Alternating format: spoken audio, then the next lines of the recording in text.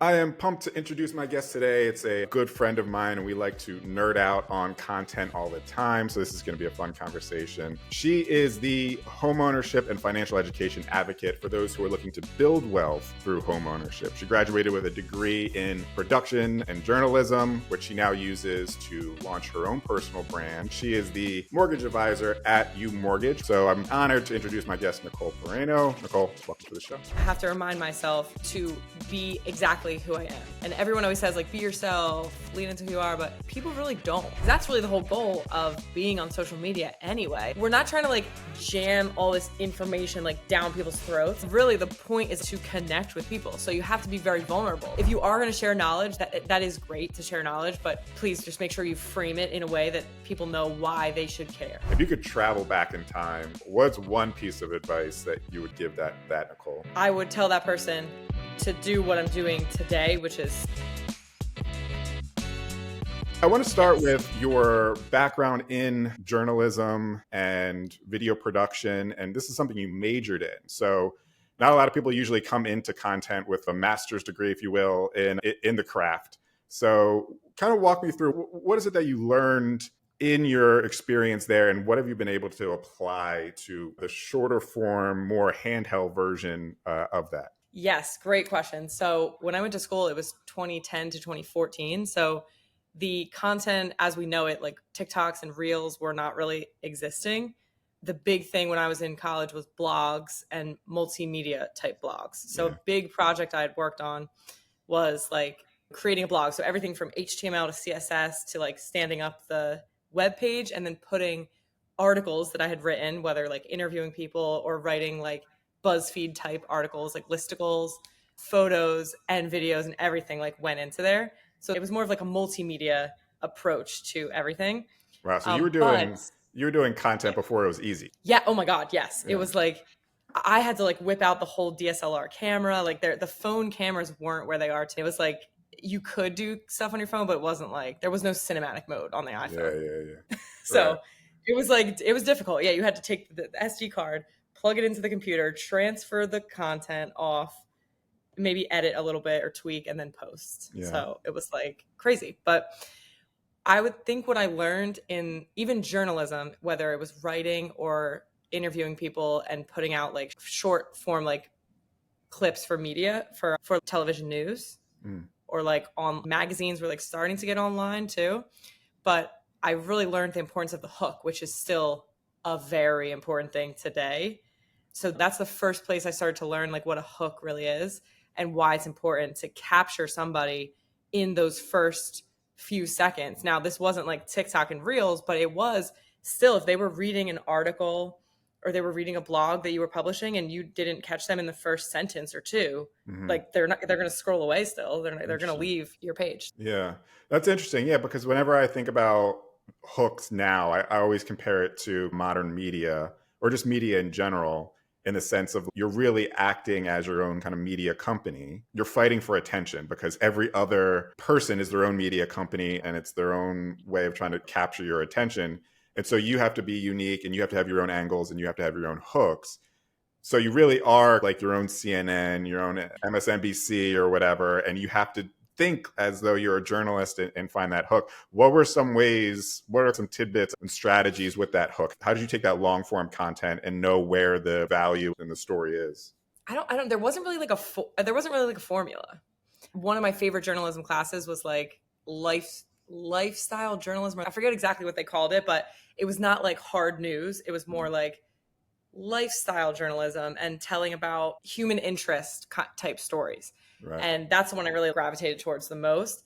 And I remember the teacher always saying, you have to get like the who, what, when, where, why, like the rules of journalism, right? Who, what, when, where, why. Well, walk me through that. What is that? What is the rules of journalism? All right. So let's say you have a human interest story and it's about this kid who's struggled with something and now they're raising money to give back to the community. You have to tell who they are, their age, what they're doing, why they're doing it, when they're doing it. So like all these things to get people set to understand the rest of the message you're going to deliver them. Is that like basically like the framework of the story, essentially? Yes, framework of the story, yes. So instead of just going into it, like you wouldn't want to start telling the boring details. You don't want to give people too much before you've framed it. That's exactly right. You don't want to say, oh, this is happening at this community center. We're raising money for this. It's like, all right, well, do we care? Like, why do we care about that? Right. Versus if you say this 8-year-old boy who's struggled with XYZ and has now overcome XYZ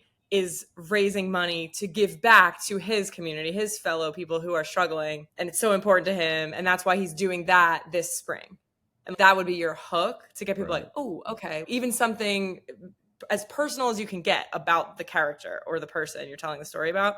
Right. Then you're going into like the background and all the details and the so get kind of some more monotonous like the hook is like, why should I care? What's the emotional connection? What value am I getting from this story? Yeah. Yes. And so you've taken this and you say you try to apply this then to the content you publish on your accounts? Yes, for sure. I always, before I even think to post anything, I mean, sometimes like sometimes there's selfish things that I just post because I like it, which is like my dog. Sure. And I'll just be like, I know no one cares about this, but I care about right? it. Like it's your life. People can connect. Oh, I have a dog too. I didn't know she had. Whatever. Yeah, you're right. Yeah. I think, but I don't put like too much effort into it. But anything else that's, let's say it's about home ownership or mortgage or business or like mindset or giving back to the community, volunteering. I'm always like, why are people going to care about this? If I put myself in their shoes, if I was scrolling through my feed, why would I care? How is this going to help my life? How is this going to impact me? Or why is it so crazy that I would care about it? Right. And whatever that bit is, like this can help you in here, or you might want to know this because it's tax season and you might be having this happen to you during your putting your taxes together. Anything that's going to say, oh, okay, this is why I should care. And then you can go into the boring detail.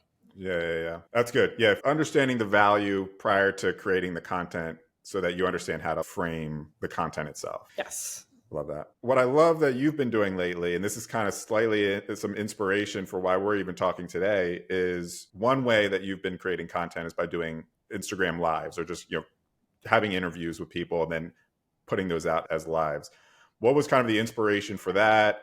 And what's your process for that? And then how is that going? Are you seeing results with that? Is there any changes that you would make to it? Yes. So that was my goal for this year, to just put the content out. I think a lot of times people overthink their content, myself included. I'm like, oh, I go too in the weeds of it. I'm like, is this meeting all of the guidelines and rules that content is supposed to be? And is it going to be perfect? And is the quality going to be excellent? And is the timing going to be correct? And all these things that you start to overthink. So my goal with that series was, how can I get in front of the most amount of people and produce the largest amount of content with the most easy lift on my part? And how can I make sure that I'm not going to get burnt out? Because I've been there before. I've overdone it with the whole production side, just coming from my background. And I have to remember now, like, I'm running a business. I can't be production and content all the time. There has to be a balance. So how can I do that somewhat high level of quality of production with not burning myself out, to make sure that I can continue being consistent with it for the whole year? And so I talked to my marketing team at UMortgage and I said, how am I going to make sure that I'm doing enough, but not too much? And they said, it's important that you go live for longer, not necessarily the frequency, but when you do go live, because I was going to try to do 2 parts. I would have a guest on part 1, and then the following week I would have them on part 2. And they said, no, just combine it all together, so that even if you go live every other week, so even if you don't have enough guests for every single week, it's better that you talk to them for a longer period of time, because it gives people a chance to jump in there and see that you're live and tap in and start commenting and liking. If you're live for a longer period of time, then the next week you can just take off and go live every other week. Okay, that's what I set forth to do. And then no one's supposed to know this, but I just pre-record them and then restream them live. So that's another way that I save myself from getting burnt out. And also it gives people a chance to be available, because I'm meeting people all the time. I might meet someone at an open house. I might meet someone like you in my networking group. I might meet someone at the grocery store, like wherever I meet someone, or people in my life that I know, went to school with or whatever, or my neighbors. If they're a homeowner, they're welcome to be a guest on my podcast. So anyone who's ever bought a home and they're just telling their story about getting into buying real estate, being a homeowner. So that many different people, you got to make it kind of like meet them where they're at. So to have everybody available at the same time to go live every week is not going to be feasible.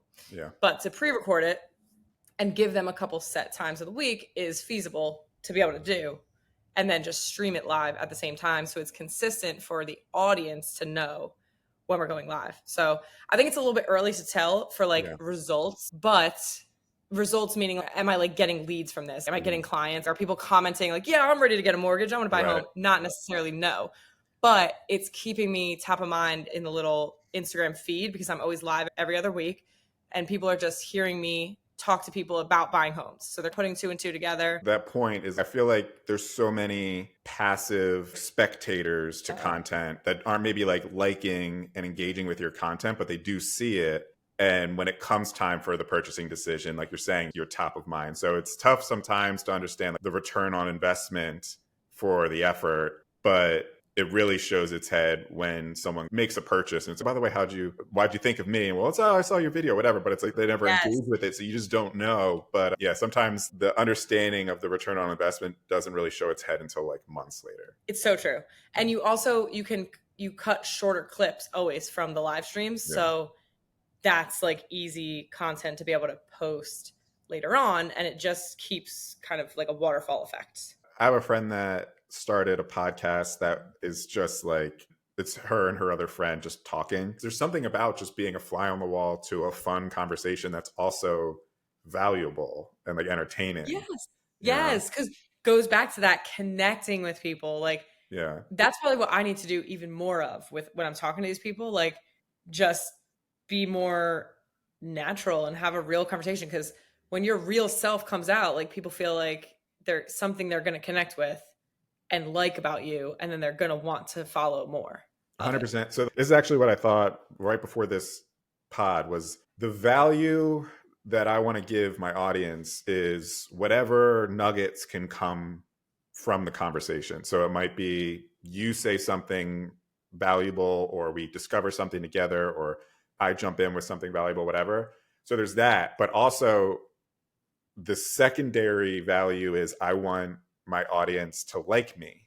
And the only way, as we're talking about, the only way that my audience can like me is they have to get to know me more, and they have to know my quirks and like the way that I think and the way that I would respond to something and the humor that I would inject into it. And the only way they can do that is you have to, you can't be a robot just asking questions the whole time. It has to be conversational, because then you get those things come to light more. Exactly. Yeah. So true. And then there's going to be also like times where they say, oh, Dave, you would love this. Like, I know you, they might like send you stuff. Oh, I know you would love this, because they know a little bit about you, your personality, what you like, what you dislike. Like anything you can post that's like controversial, not in a political religion kind of way, but like anything that's controversial is always so good. I don't know what people post about, those funny like polls and controversial things. Yeah. People will post about, do you put peanut butter or jelly on the bread first? Something silly like that. Mm-hmm. And then the next time someone goes to make a peanut butter and jelly sandwich and you were so adamant about putting the peanut butter on before the jelly, or putting both on both sides of the bread, blah, blah, whatever, they're going to be like, oh my God, Dave, you would love this. I made a peanut butter and jelly sandwich this day and I didn't make it the way you make it. That kind of stuff, then it's how we connect. That's and right.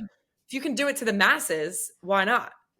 100%. And it may not even have to be you creating the PB&J sandwich, but maybe you see a TikTok video where the person is creating or eating a PB&J sandwich. So you share it with them, and then you add in your own additional element to it. Like, you would hate this person then, or something, right? Yeah, like, exactly. So more of that, less of trying to prove yourself, or like posting about your credentials or knowledge that you have that other people don't have, and you're just trying to sound smart. If you are going to share knowledge, that is great to share knowledge, but please just make sure you frame it in a way that people know why they should care, and make sure that it is a reason people should care. If it's just something that you're nerding out on, like, cool. It might be a better place to put it in like a group, a Facebook group or something where it's like a bunch of other people that are nerding out on that kind of stuff. Like, you know.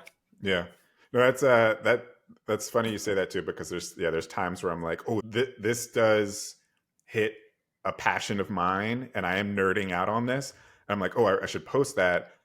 But then I'm like, no, like my audience doesn't care about that. So if I was to post it, to your point, frame it or somehow include it in a way where they'd be like, okay, this somehow is valuable to them. Or there's obviously, there's posts, which is like your main feed, but then stories on like Instagram. That's more so for, oh, I'm going to go see the new Dune movie. That's where maybe you would put that stuff, not like a picture of me seeing the new Dune movie as like your main post or something, whatever. Exactly. One thing I want to touch on is you mentioned you used to create a lot of content, it sounds like, and then got burnt out. And so now this strategy, you taking that into consideration. What was this old strategy and what do you think you did wrong with that led to the burnout? Yes. Last year, wanted to get in front of real estate agents because that was a target audience or like and referral source for me. So I set out to do an interview with a different real estate agent every week. So first of all, that was a lot. Every week was a lot. And what I realized is the quality of the interviews started to deteriorate. It started to be just anybody I would throw on there. Like it didn't even matter how much experience they had or if we had a good relationship. It was just like, get it out, just like get it done. So I wanted to make sure I went in with a quality over quantity mindset with this and say, and there's still work to be done. These are not like my best work, I would say. But as I go, being consistent about it, I'm not going to be desperate enough. Now I have enough booked up in the future that I can say, okay, I have months of content pre-recorded. I can now be really strategic and get quality. Like you did a really good job with this, doing a questionnaire, asking stuff like, searching the person's feed and like getting to know them. So you have like the right kind of stuff to ask. Right. I could probably take a page from your book and do more pre-production stuff now as I go into my next sort of like season of pre-recording these interviews and not just be rushed. Before, like last year, it was desperate. It was rushed. It was like, got to get somebody on every week. I'm just going to throw anybody, and the quality started to deteriorate. I feel like that's such a common story too, is that people feel the need that they need to produce. They want to stay consistent and they want to have a lot of content. So they pile a lot on themselves in order to do that. But then that actually in turn hurts them because they end up having too much on their plate where they fall off, they get burnout and they don't stay consistent. So it just ends up being the double-edged sword of like quantity over quality, plus add in the mix of consistency. So it's a good lesson learned there. One thing too, you have this personal brand online and you're kind of new in the space. And I know you struggled with a bit of, I don't know if we would call it imposter syndrome, but you were just new in this area, but you did want to create content and be a thought leader in that space. But you're battling the idea of, okay, I'm new, maybe I don't have full experience in some areas yet. How did you deal with that idea of coming into a space that maybe you didn't have the experience yet, but you still wanted to add value and maybe dealing with some imposter syndrome, but battling those demons from both sides? Yes, I still definitely have the imposter syndrome come through all the time. Like probably once a week, sometimes I'll let it get to me more times than others. Yeah. But recently I've been just talking about it more with people, and that has helped a lot. Like, I think I definitely do this. Maybe other people do this, suffer in silence, like bad. If I'm feeling something, if I'm struggling with something, I just beat it into my head that, no, you shouldn't be feeling this. Just keep powering through. Shut it down, like completely shut it down. Like what you're feeling is not warranted. You should just keep powering through and everything will be fine. That is not the case. That is not true. So once I started to talk to other people and I realized, and like other people in my company, other mortgage professionals in the industry, and I realized, oh, they're all struggling with similar things, or they have struggled with similar things, or they're way more advanced than me, like many years of experience, and they are still struggling with something similar or even something different. Like they have new challenges. Then it like dissipates the feeling of, oh, I have to power through. I have to power through. It's like, lets me have a moment to just say, okay, it's okay to feel like a little chaotic or a little all over the place or struggling. Mm. And then also have to remind myself to be exactly who I am. And everyone always says like, be yourself, lean into who you are. But it's, people really don't, like, they really do.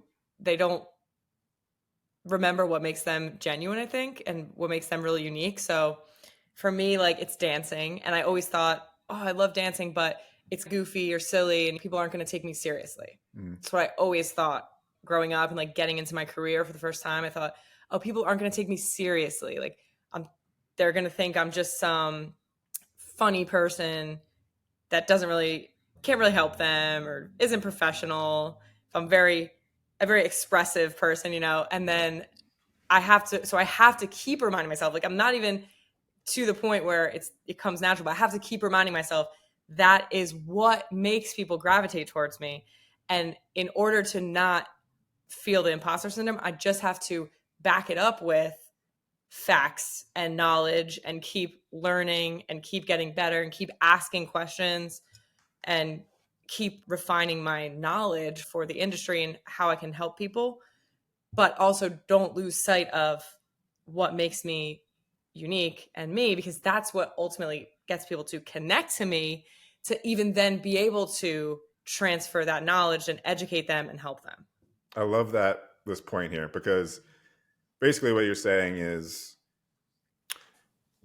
in a time where maybe experience isn't established yet and you need to still differentiate yourself in the market, you lean a little bit more on what makes you specifically unique than maybe the experience and credibility side of things. And so you would still want to tune in, follow, be in my web, if you will, because you resonate with my beliefs and my work ethic and my interests and things like that.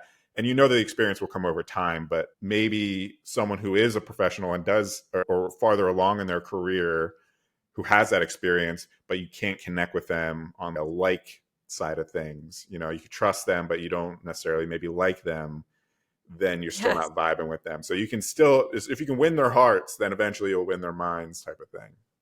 Yes, exactly. And I think even as I get more experience, like 10 years from now, I'll look back and say, oh, I have 11 years of experience in the mortgage industry. I think I'll still try to remind myself not to lead with that, because that's not where people are going to connect with you. A lot of people I see out there, either like speaking at events or doing this content, a lot of times they lead on their resume. They lead with, I have 15 years of experience in mortgage. Okay, what does that mean to me as a consumer? I mean, all right, maybe there's some people who are like buying their fifth house and they just really want to go for someone who on the books has the experience, but I doubt that's the only reason they've ever connected with that person. I don't think that's the number one thing. I think if it was between me and somebody else and they liked both of us and trusted both of us, but there was one thing, like, that could beat me out. Okay. Right. But as far as attracting people, like casting a wide net and attracting people, that's not the number one thing people are going to go for.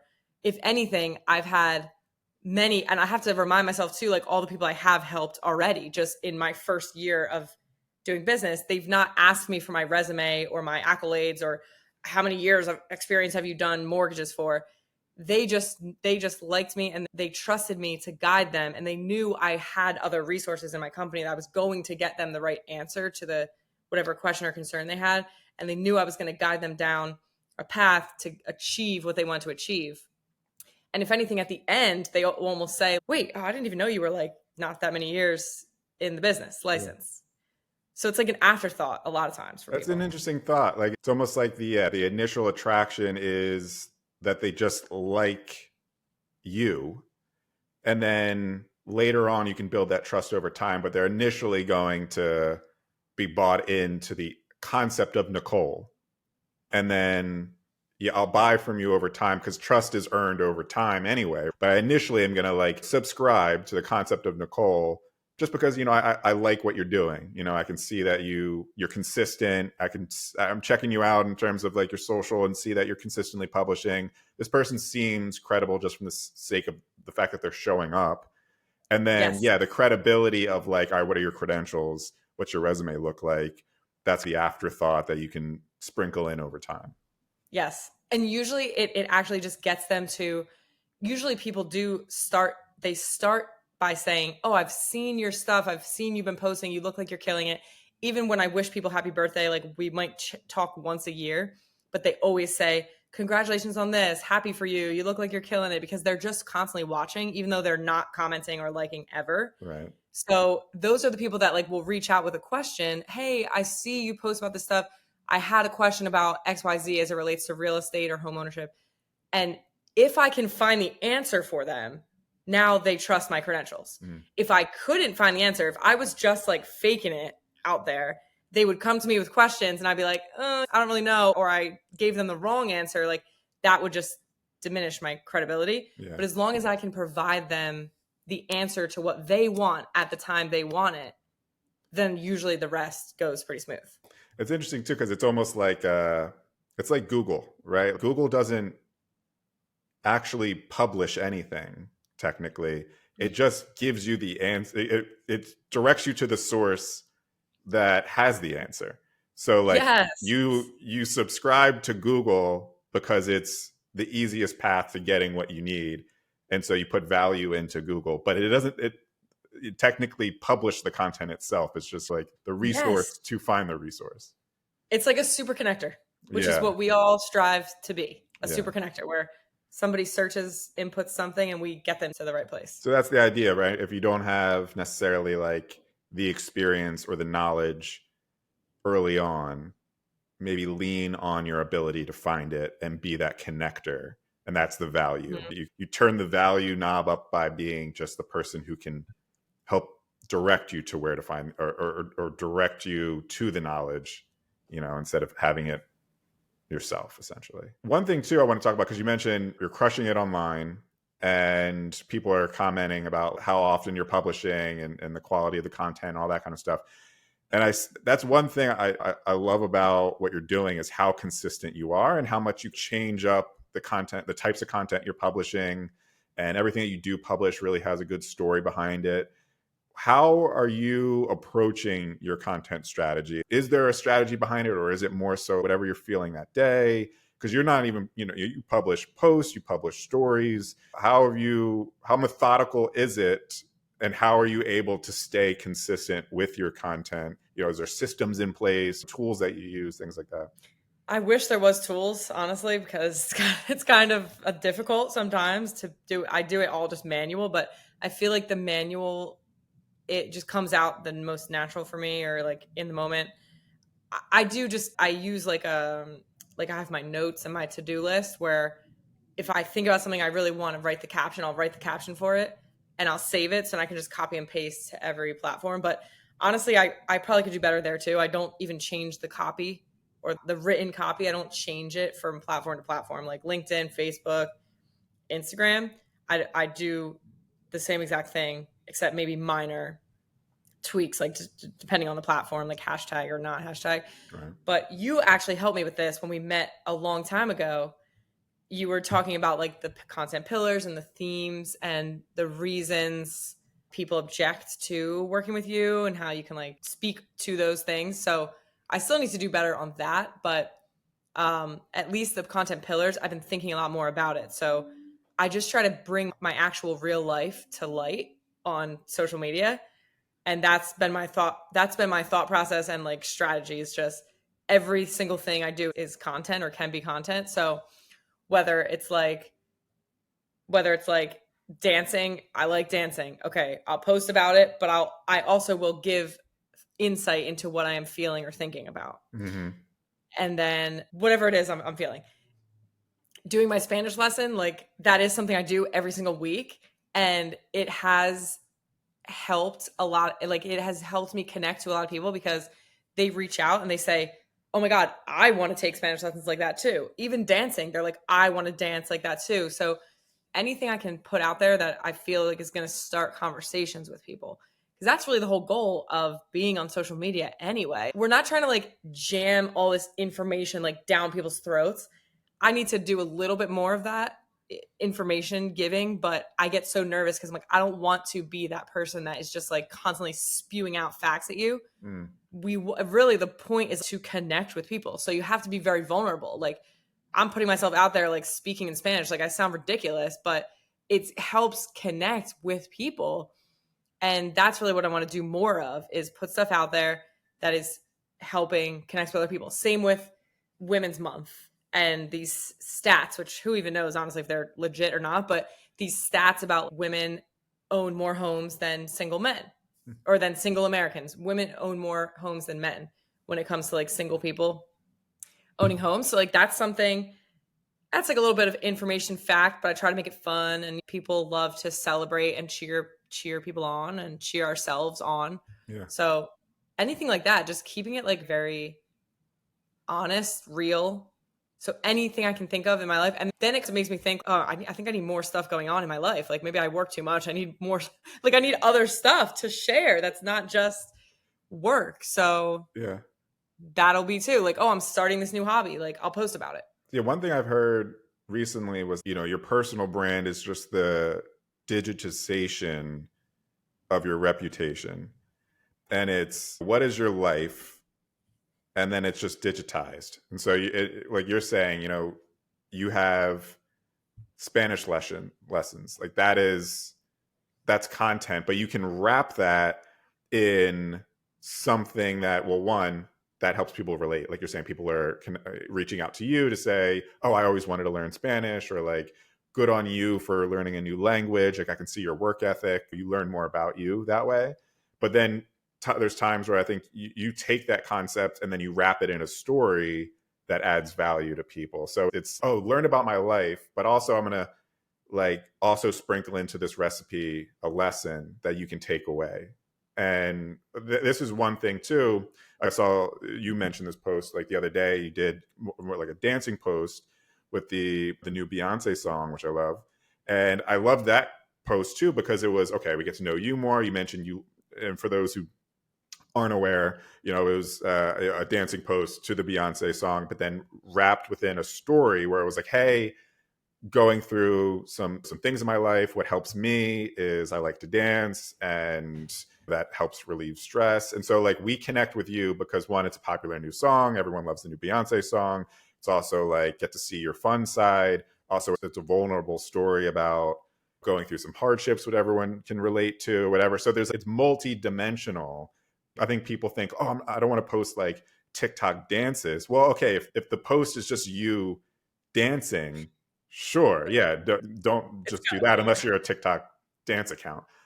But if the way that you approached it added value, allowed us to connect with you more. And I just looked before, how that post is performing on your Instagram, and it's like one of your top viewed videos. So it's, when you approach something from like a multiple angles and you make sure all the elements are in there, it works. So one thing too is to post a dancing video takes confidence, right? Because you are vulnerable. Also, you're posting a vulnerable story with you, about some struggles, and that takes some confidence. And people would assimilate that with being an extrovert.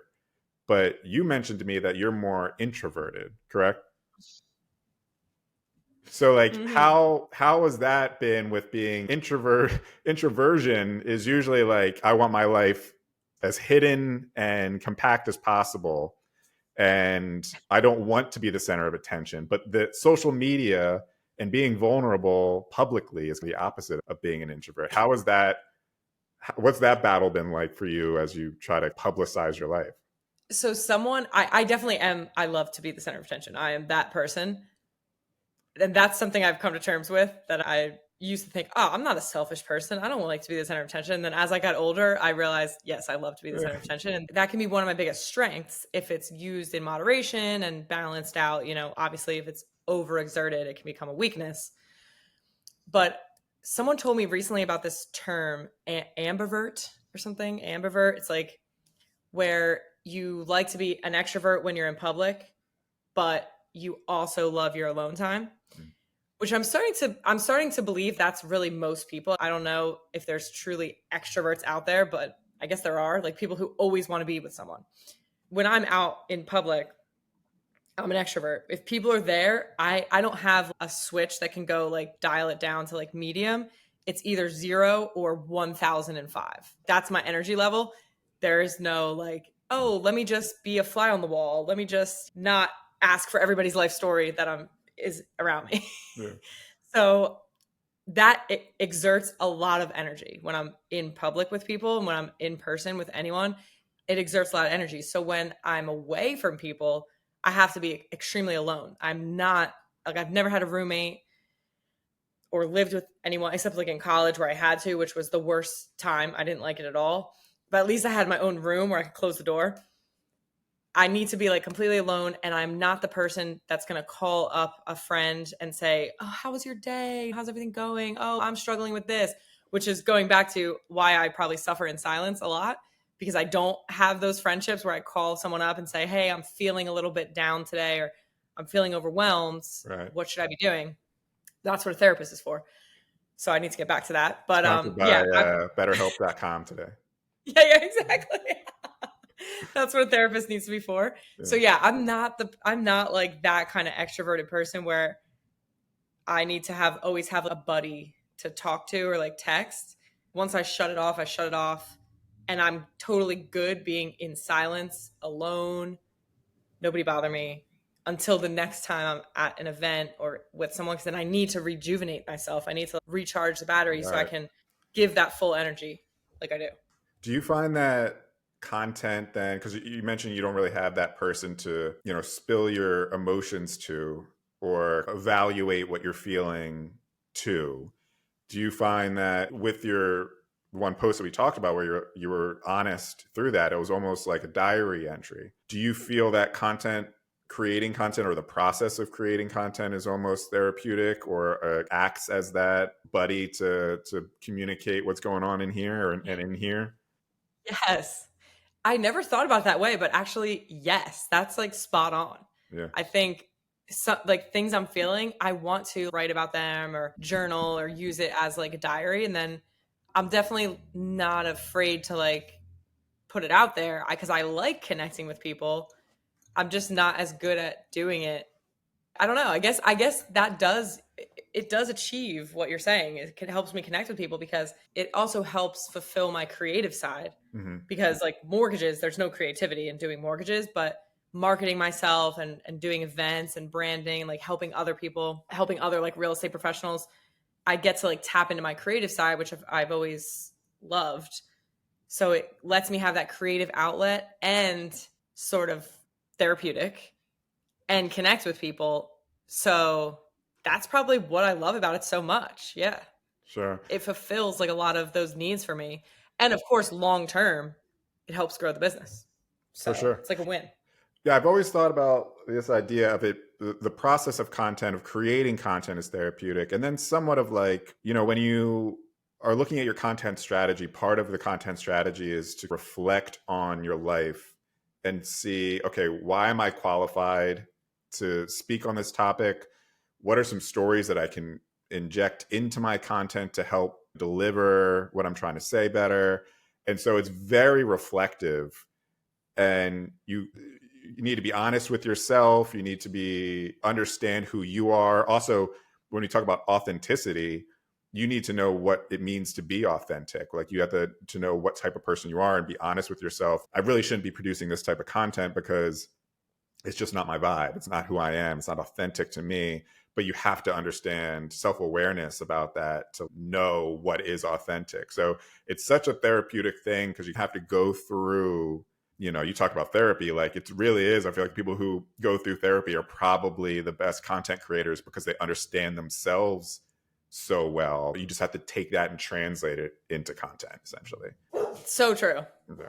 And always put yourself in the shoes of others, or just put yourself in your own shoes when you are scrolling through. Who are the people you're connecting with and you want to comment and engage and follow and see more of their stuff because you're connecting with them on some inner level, like something that you believe or value, they are also sharing with you about, which is very vulnerable for them on their part.